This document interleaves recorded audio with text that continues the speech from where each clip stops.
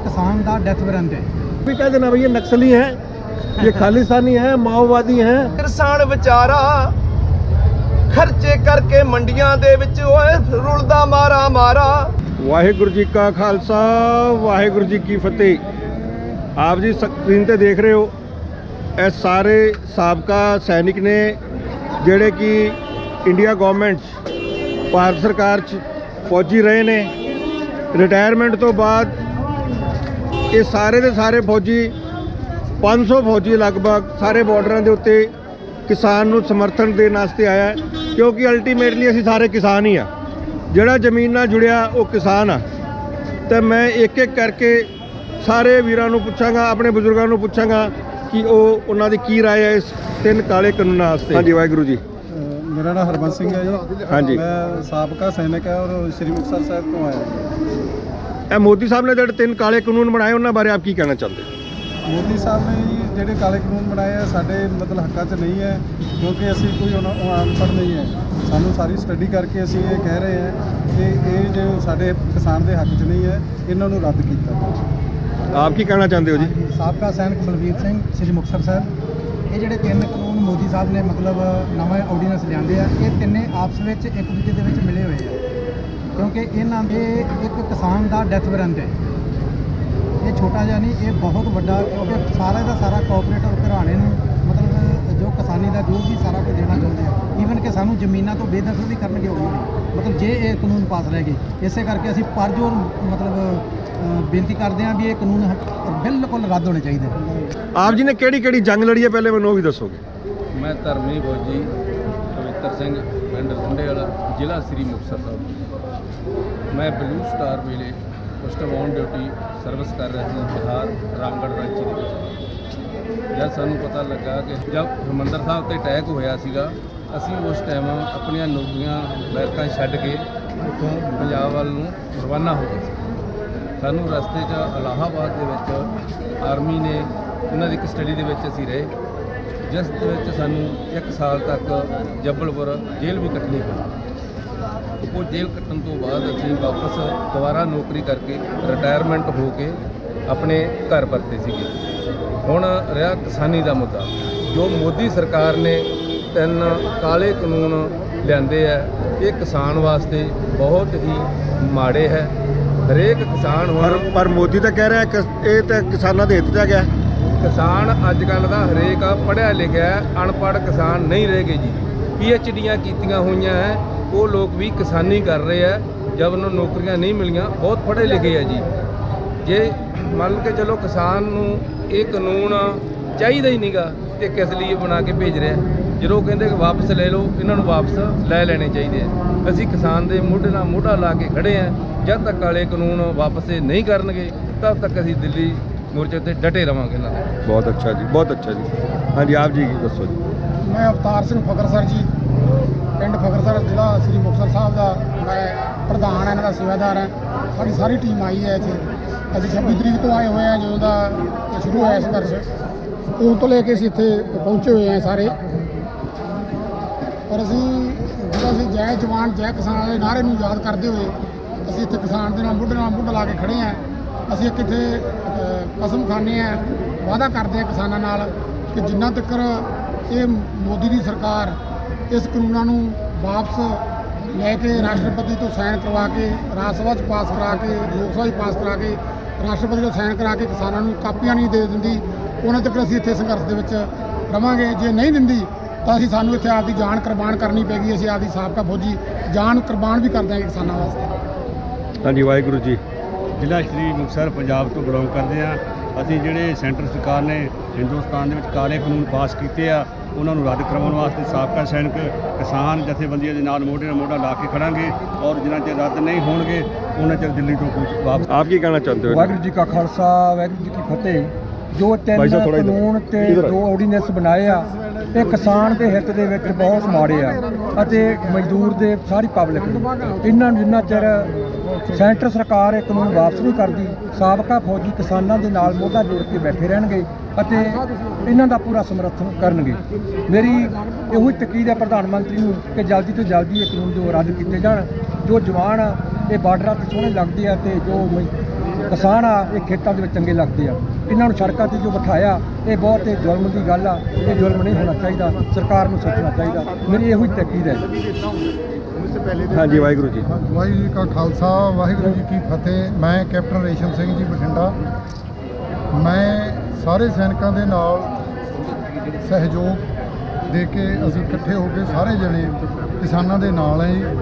ਜਿੰਨਾ ਚਿਰ ਇਹ ਕਾਲੇ ਕਾਨੂੰਨ ਰੱਦ ਨਹੀਂ ਹੁੰਦੇ ਅਸੀਂ ਉਹਨਾਂ ਚਿਰ ਜਾਂਦੇ ਨਹੀਂ ਜੀ, ਅਸੀਂ ਇੱਥੇ ਹੀ ਰਹਾਂਗੇ। ਮੋਦੀ ਸਾਹਿਬ ਨੇ ਕਿਹਾ ਜੀ ਅਸੀਂ 29 ਤਰੀਕ ਨੂੰ ਕੁਛ ਨਾ ਕੁਛ ਕੋਈ ਹੱਲ ਕੱਢਾਂਗੇ। ਅਗਰ ਉਹ ਕੱਢ ਦਿੰਦੇ ਆ ਤਾਂ ਵੈਲ ਡਨ, ਨਹੀਂ ਤਾਂ ਫਿਰ ਇਹ ਸੰਘਰਸ਼ ਇੱਦਾਂ ਹੀ ਚੱਲਦਾ ਰਹੂਗਾ। ਜਿੰਨਾ ਚਿਰ ਮੋਦੀ ਸਾਹਿਬ ਠੀਕ ਨਹੀਂ ਹੁੰਦੇ ਉਹਨਾਂ ਚਿਰ ਅਸੀਂ ਜਾਂਦੇ ਨਹੀਂ। ਆਪ ਜੀ ਵੀ 84 ਦਾ ਜਿਹੜਾ ਮੈਂ 84 ਚ ਆਪ ਜੀ ਨੇ ਵੀ ਜਿਹੜੇ ਧਾਰਮਿਕ ਫੌਜੀਆਂ ਦੇ ਮੈਂ 83 ਦਾ ਭਰਤੀ ਹਾਂ ਜੀ। ਅੱਛਾ ਜੀ। 84 ਦੇ ਵਿੱਚ ਇਹਨਾਂ ਦੇ ਨਾਲ ਸੀਗਾ ਜੀ, ਮੈਂ ਵੀ। ਅੱਛਾ ਜੀ। ਹਾਂ, ਅਸੀਂ ਵੀ ਬੈਰਕਾਂ ਛੱਡੀਆਂ ਸੀਗੀਆਂ। ਅੱਛਾ ਜੀ। ਹੁਣ ਕਿਹੜੇ ਨੇ ਭਾਜੀ? ਆਪ ਜੀ ਵੀ ਐਕਸ ਫੌਜੀ ਹੋ? ਹਾਂ, 100 ਹਾਂਜੀ, ਕੀ ਕਹਿਣਾ ਚਾਹੁੰਦੇ ਹੋ ਵੀਰ ਜੀ?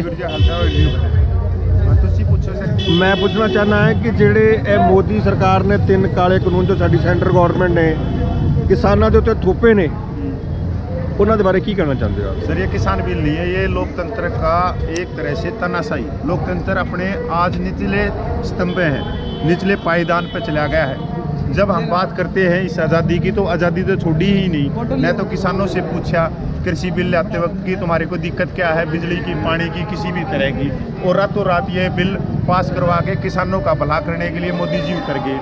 पहले मोदी जी ने बोला कि 15-15 लाख रुपया दे के सबको अमीर बना दिया। फिर उन्होंने पकड़ के जवानों को, जो नौजवान है उनको 2 करोड़ नौकरियां दी, सबके घर में नौकरियां आ गई। सारे खुशहाल नजर आ रहे हैं मुझे, सारे खुशहाल आज नजर आ रहे हैं। बिल्कुल ठीक बात अभी है। आज मोदी जी ने बोला है कि किसानों को जबरदस्ती, मतलब किसान ये बोल रहे हैं कि हमारे को अमीर ना बनाओ, पर मोदी जी इतने अच्छे आदमी हैं, इतने अच्छे इंसान हैं कि जबरदस्ती अमीर बना रहे हाँ किसानों को। बिल्कुल ठीक। और हमने किसानों को ये मालूम है कि अमीर नहीं बना रहा। इसने जिस तरह से 15 लाख रुपये दिए हैं, वैसे ही हम ये बोल रहे हैं कि भाई पूंजीपतियों के हाथ में देश चला गया। सर, हम अपनी ज़मीन को बेचेंगे नहीं, औने पौने दामों में किसान इन बिलों के कारण दे जाएंगे पूंजीपतियों के हाथ में। दूसरी बात आप मेरी ये सुनो सर कि 140 करोड़ की जनसंख्या इस देश की गरीबी रेखा से कितनी नीचे है। जो बीपीएल परिवार से हैं, जिनके तन पे कपड़ा नहीं है, उनका पेट भरने के लिए नहीं है, अगर वो अन्य पूंजीपतियों की तिजोरी में चला गया तो वो खाएंगे कहाँ से? ये तो मोदी जी बताओ कि वो कहाँ से लेके आएंगे, क्योंकि जो 8% ही फसल खरीदी जाती है। वो ये कह रहे हैं भाई साहब, हमने गरीबी नहीं हटानी, हमने गरीबी हटा देने हैं। बिल्कुल हटा देंगे जी, वो तो उनको समझ में आए। ये वो जो आपने जो किसानों को देश विरोधी बता रहे हैं, किसानों को पाकिस्तानी बता रहे हैं। मैं आपसे इसी बात पे, देखो जी, उनके पास एक ये मुद्दा है, आपके पास यहाँ सारे एक्स सर्विसमैन खड़े हैं, इनमें से कितने भाई साहब खालिस्तानी नजर आए आपको? इसमें तो सर एक तो जो बड़ी मीडिया है ना, जो गढ़वी मीडिया बोल सकते हैं, हमारा हरियाणा पंजाब इस लैंग्वेज को अच्छी तरह जानते हैं, जो निकम्मा होता है, जो किसी काम का नहीं होता है, जो सिर्फ समाज को तोड़ने की बात करता है, उसको बोलता है बड़वा।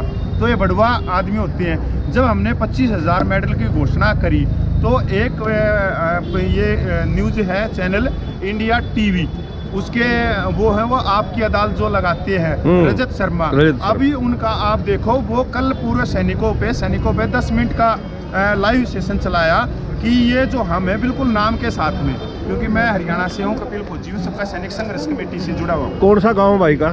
मेरा सर जज्जर ही है। जज्जर में? हाँ, जज्जर में। जज्जर में आप? हाँ, जज्जर। अच्छा, वेरी गुड है जी। और ये हमने 25,000 मेडलों की घोषणा करी, और आज मेरे आप सामने मेरे पियो खड़े हैं, मेरे पिता समान बुजुर्ग खड़े हैं, ये सब अपने छातियों पे मेडल लगा के आ गए और उस मीडिया से पूछ रहे हैं कि आज हमारे को क्या नाम दोगे। तो सबसे पहले आया इंडिया टीवी वाला, वो जो रजत शर्मा, उसने बोला हमारे को अभी नया शब्द लेके आया मार्क्सवादी, और हमारे तार जोड़ दिए केरला के सीपीएम से। माँ बहुत बढ़िया, चलो पाकिस्तान हमारे, क्योंकि केरला का सीएम उठ के आया है ना किसानों के संघर्ष में दिल्ली, हाँ। तो इस करके आपको उन्होंने केरला से जोड़ना पड़ा। अभी केरला की लैंग्वेज आती नहीं, हाँ। तो मैं इसे गद्दार मीडिया वालों को बताना चाहता हूँ कि तू आके यहाँ पर कर ले एक बाइट, क्योंकि उनका तो प्रतिबंध लगा रखा है किसानों ने। वहाँ सिर्फ स्टूडियो में बैठ के ये जहरीले शब्दों से समाज तोड़ के या समाज को भ्रमित करके किसानों को आतंकवादी दिखा के। पर मैं उनसे पूछना चाहता हूँ कि जो बॉर्डर पे खड़ा है, क्या हिम्मत है तो वो भी किसानों के बच्चे, उनको गद्दार कह के दिखा दे। जैसा कि आप लोगों ने अभी देखा, ये मेरे साथ जितने पीछे खड़े एक्स सर्विसमैन हैं, जिन्होंने, ये भाई ने भी नौकरी छोड़ी हुई है, एक्स सर्विसमैन है। ये पीछे जो मेरे नज़र आ रहे हैं, इन्होंने भी 1984 में जब दरबार साहब पे अटैक हुआ था तो इन्होंने अपनी जॉब छोड़ दी थी। तो आप इस चीज़ को समझो कि आज अगर ये किसान आंदोलन चल रहा है तो जितने किसानों के बेटे हैं, चाहे वो हरियाणा से है चाहे वो पंजाब से है, बॉर्डरों पे भी किसानों के बेटे ही हैं। मेरे जैसे भाई बॉर्डरों पे लगे हुए हैं। आज उनमें से भी बहुत सारे मेरे भाइयों ने, बेटों ने जो है ना नौकरी को तिजांजलि दे के वो बॉर्डर पे आ चुके हैं किसानों के साथ में। तो जो ये हमें कभी खालिस्तानी कह रहे हैं, ये फौजियों को खालिस्तानी बोल रहे हो, इनको, ये एक नक्सलाइट हैं। तो ये गोदी मीडिया जो बोल रहा है ना मेरे इन भाइयों के लिए, ये जो मेरे एक्स सर्विसमैन बुजुर्ग, इन कितनी उम्र होगी वीर जी आप जी दी? 60 साल हो गई, 59। और भी थे आप जी कैप्टन साहब? 55। सारे 50 प्लस वाले इतने सैनिक मेरे वीर खड़े ने। मैं खुद 58 हाँ। मेरा जोड़ा परिवार है वो भी आर्मी तो और पुलिस तो रिलेटेड है। बट तुसी सोचो कि गोदी मीडिया सानू प्रूव की कराना चाहती है। ਅਸੀਂ किसान हाँ, किसान दे बेटे हाँ, किसान दे बेटे ही रवांगे, भावें बॉर्डर ते जाइए तो भावें किसान आंदोलन च रहिए। आप लोगों ने कुछ दिन पहले एक वीडियो देखा था कि शायद सेंट्रल गवर्नमेंट कोई ऐसा ब्योत बना रही है भाई कि वो चारों तरफ से घेर के गोलाबारी करेगी। क्या हमें ये लगता है? नहीं, मेरा सवाल पहले, मेरे सवाल पूरा, क्या आप लोगों को लगता है कि हमारी आर्मी हमारे अपने भाइयों पे आके या पुलिस लाठीचार्ज या गोलाबारी? और भाई एक बात और है जी, अगर ये सेंटर की सरकार हमारे पंजाब सिख रेजिमेंट, हरियाणा रेजिमेंट को छोड़ के कोई ऐसी बटालियन में लगाती जिसको हमारी भाषा समझ में नहीं आती, तो गोली सीने पे खाएंगे। हमारे सैनिक हैं और हम किसान हैं। हम इंडिया के जितने भी सैनिक हैं वो सभी हम एक हैं, भावें वो किसी भी स्टेट से बिलोंग करते हैं। आप जी ने देखा है, मैं आप जी को दसना चाह रहा कि जो पीछे भाई तो शायद तेरे को पता लग जाए, ये बताना चाहता मैं आपको एक घटना से अवगत कराना चाह रहा हूँ। 32 साल पहले जब राकेश टिकैत के फादर साहब ने धरना दिया था बोट क्लब पे, तो उसको फेल करने के लिए, उसको लाठीचार्ज कराने के लिए इन्होंने असम रेजिमेंट बुलाई थी, क्योंकि वो हमारी भाषा नहीं समझती। ये गवर्नमेंट की एक बड़ी तगड़ी पॉलिसी होती है कि अगर किसी ऐसी स्टेट में जाना हो जहाँ पे वो आप लोगों, अगर हरियाणा में तो पंजाब का नहीं लगाएंगे क्योंकि एक दूसरे को जानते, वो ऐसा कोई उल्टा काम करेंगे नहीं। तो हमें जो ये इस चीज़ का ड्रामा दे रही है सेंट्रल गवर्नमेंट कि हम जो है इनको यहाँ पे घेर के ऐसा कुछ करेंगे, तो भाई मैं तो सबसे पहले यहाँ डटा हूँ, मैं रोज़ यहाँ होता हूँ। तो बाकी लोगों से भी मैं ये उम्मीद करता हूँ कि ये यहाँ से किसानों का साथ देते रहेंगे जब तक हमारी जान में जान है। बिल्कुल देंगे। बिल्कुल सर, अगर सरकार अगर तोप चलाती है, गोली चलाती है, तो हमारा फर्ज है हमारे सैनिकों से अपनी छाती पे लेना।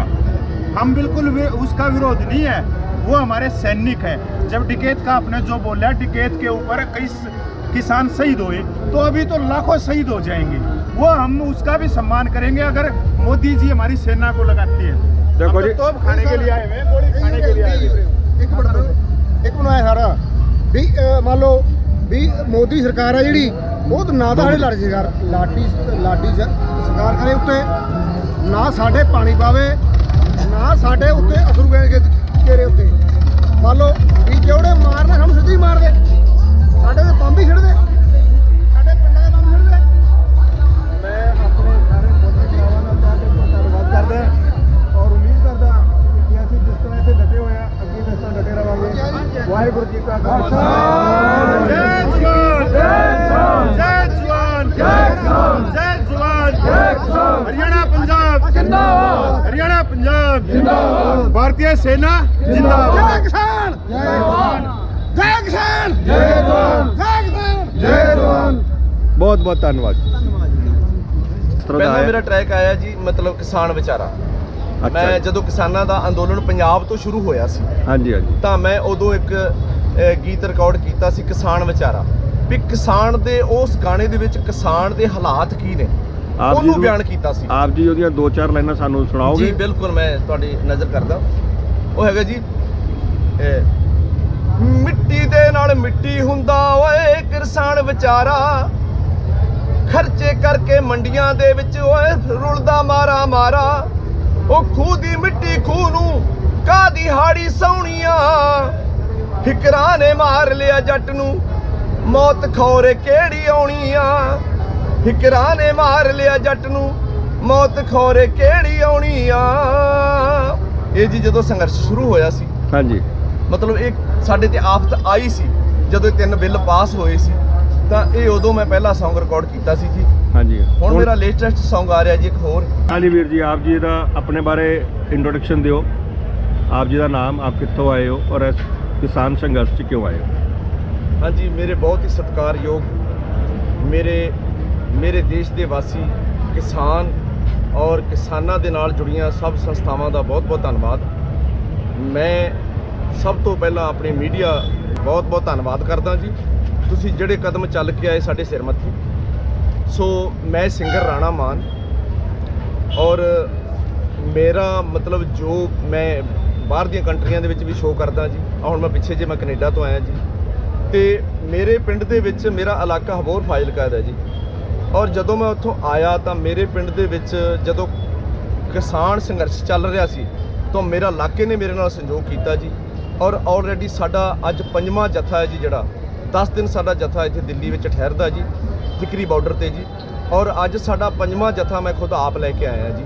ਔਰ ਅਸੀਂ ਇਸ ਸੰਘਰਸ਼ ਦੇ ਵਿੱਚ, ਕਿਉਂਕਿ ਇਹ ਜੋ ਲੜਾਈ ਹੈ ਜੀ ਸਾਡੀ, ਇਹ ਬਹੁਤ ਹੀ ਸਾਡੀ ਇੱਕ ਅਣਖ ਦਾ ਸਵਾਲ ਹੈ ਜੀ, ਸਾਡੀ ਹੋਂਦ ਦੀ ਲੜਾਈ ਹੈ ਜੀ। ਬਿਲਕੁਲ ਵੇਖੋ ਤੁਸੀਂ ਹੁਣ ਸਰ, ਆਪਣੇ ਅੱਜ ਦੇ ਦਿਨਾਂ ਦੇ ਵਿੱਚ ਸਾਡੇ ਗੁਰੂ ਸਾਹਿਬ ਸ੍ਰੀ ਗੁਰੂ ਗੋਬਿੰਦ ਸਿੰਘ ਮਹਾਰਾਜ ਦਾ ਪਰਿਵਾਰ ਵਿਛੋੜਾ ਪਿਆ ਸੀ ਜੀ। ਕਿੰਨੀ ਸਰਦੀ ਹੈ ਜੀ, ਔਰ ਉਹੀ ਦਿਨ ਅੱਜ ਆ।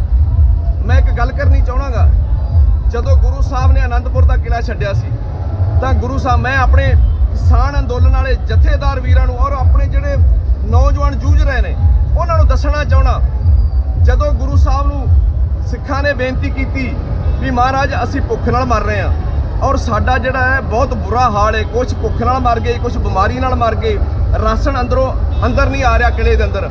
ਅਗਰ ਮਹਾਰਾਜ ਉਹਨਾਂ ਦੀ ਇੱਕੋ ਹੀ ਜਿਹੜੇ ਪਹਾੜੀ ਰਾਜੇ ਨੇ ਉਹ ਗਊਆਂ ਦੀਆਂ ਕਸਮਾਂ ਖਾ ਰਹੇ ਨੇ, ਆਪਣੇ ਕੁਰਾਨ ਸ਼ਰੀਫ ਦੀਆਂ ਕਸਮਾਂ ਖਾ ਰਹੇ ਨੇ ਵੀ ਤੁਸੀਂ ਕਿਲਾ ਹੀ ਛੱਡ ਦਿਓ ਸਾਡੀ ਇੱਕੋ ਜੇ ਤੇ ਔਰ ਅਸੀਂ ਤੁਹਾਡੇ ਨਾਲ ਲੜਾਂਗੇ ਨਹੀਂ, ਤਾਂ ਗੁਰੂ ਸਾਹਿਬ ਨੇ ਇਹ ਗੱਲ ਕਹੀ ਸੀ ਵੀ ਵੇਖੋ ਇਹਨਾਂ ਲੋਕਾਂ ਨੇ ਆਪਣੀ ਕਸਮਾਂ ਤੇ ਨਹੀਂ ਰਹਿਣਾ ਤੇ ਆਪਣੇ ਸੂਰਮਿਓ ਤੁਸੀਂ 8 ਦਿਨ ਜੇ ਹੋਰ ਕੱਢ ਲਵੋ ਤੇ ਸਾਰੀ ਜ਼ਿੰਦਗੀ ਤੁਹਾਡਾ ਰਾਜ ਹੋਊਗਾ, ਤੁਹਾਨੂੰ ਛੱਡਣ ਵਾਲਾ ਕੋਈ ਨਾ ਹੋਊਗਾ।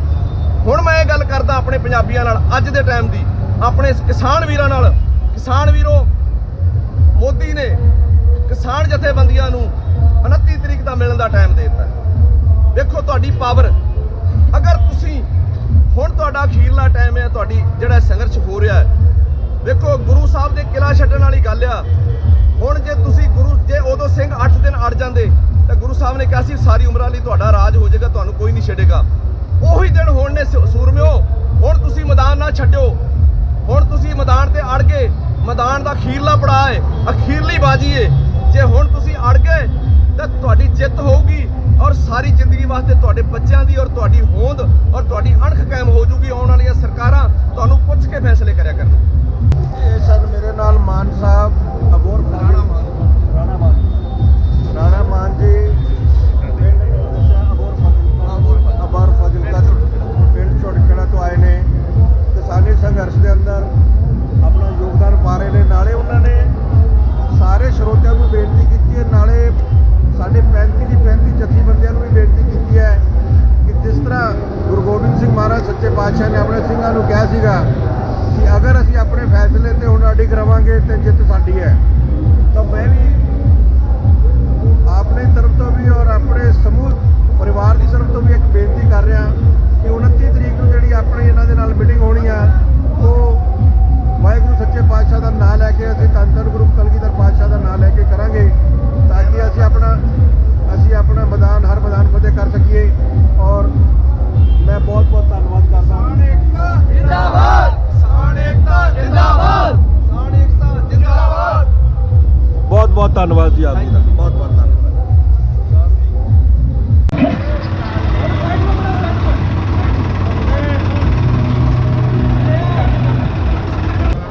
रबी बेटा जी कितों आए हो आप? हम टिकरी बॉर्डर पर आए हैं। कितों आए हो? टिकरी बॉर्डर पर किसान आंदोलन में आए हैं। कहाँ से आए हैं?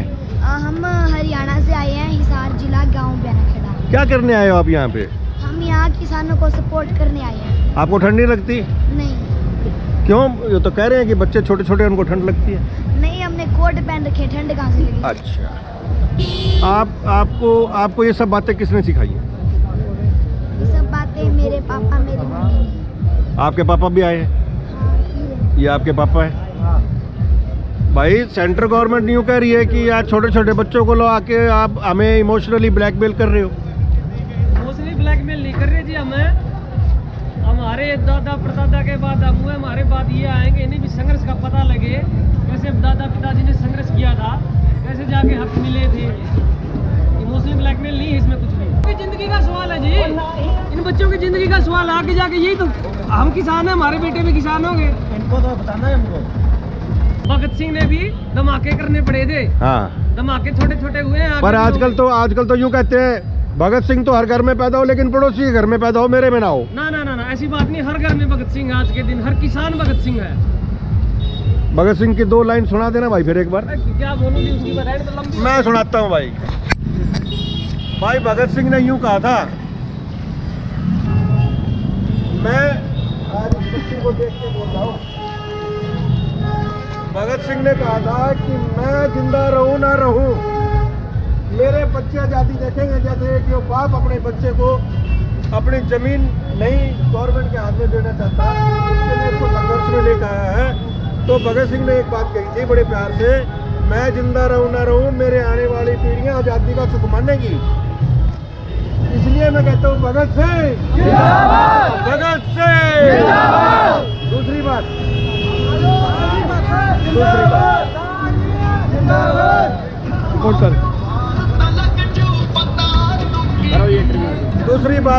दूसरी गल मैं कहना चाह रहा, रोका मैंने 2 मिनट तो जल्दी करिए। भाई सुनो, भगत सिंह का नारा मैं कहता हूँ, इस बच्चे को मेरे को देख के अपनी बचपन की याद आ रहा है। सरफरोशी की तमन्ना हमारे दिल में है, देखना है जोर कितना बाजुए कातिल में नहीं, देखना है मोदी सरकार में कितना जोर है। वो हमारे ये छोटे छोटे बच्चे इस किसान आंदोलन में जब हिस्सा ले रहे हैं तो मोदी सरकार को झुकना पड़ेगा। आज झुक जाए, कल झुक जाए, परसों झुक जाए, ये फैसले उसको वापस करने पड़ेंगे, तभी हम यहाँ से जीत के वापस जाएंगे। चाहे कोई हिसार का हो, चाहे कोई सरसे का हो, चाहे कोई अमृतसर का हो, चाहे कोई पंजाब के किसी कोने का हो, पूरे हिंदुस्तान का कहीं का हो। हम ये चैनल के माध्यम से बता देना चाहता हूँ, हम लोग यहाँ से जीत हासिल करके ही वापस जाएंगे। जय जवान।